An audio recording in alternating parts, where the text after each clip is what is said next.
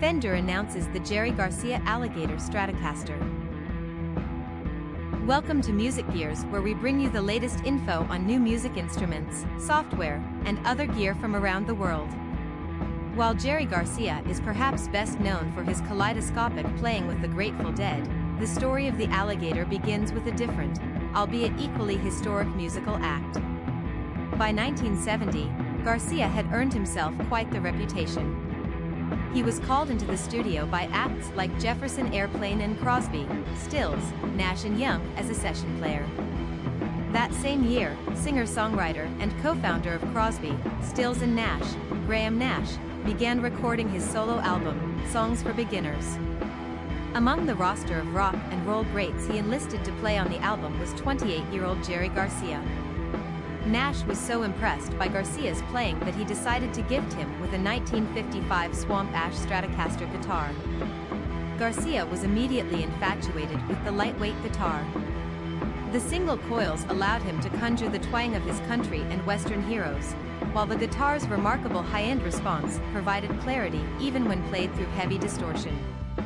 But just as Garcia was entering the honeymoon phase with his new go-to axe, the 55 Strat guitar almost met its demise.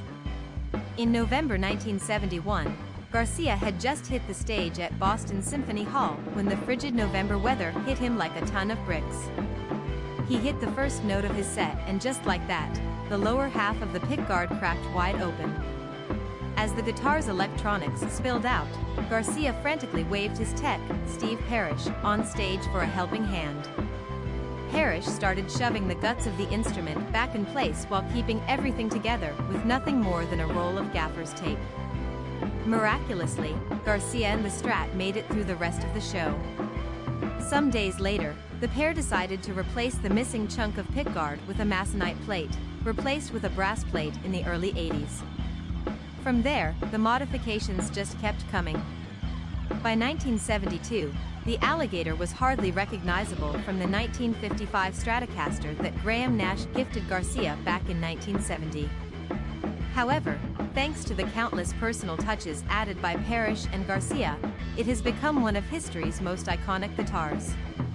Every detail of the Jerry Garcia Alligator Stratocaster is meticulously recreated, from the carefully measured contours and radii of the one-piece ash body to the hammered brass control plate, replica pickguard and body stickers, and custom replica blaster clean boost output jack assembly. Master built in the custom shop by Austin McNutt, the Jerry Garcia Alligator Stratocaster is limited to 100 built-to-order instruments. All three pickups are Josefina hand-wound 55-style single-coil Stratocaster pickups replicated from the Alligator itself, along with 5-way switching, standard vintage Stratocaster wiring and replica hat control knobs on a 3-ply parchment pickguard.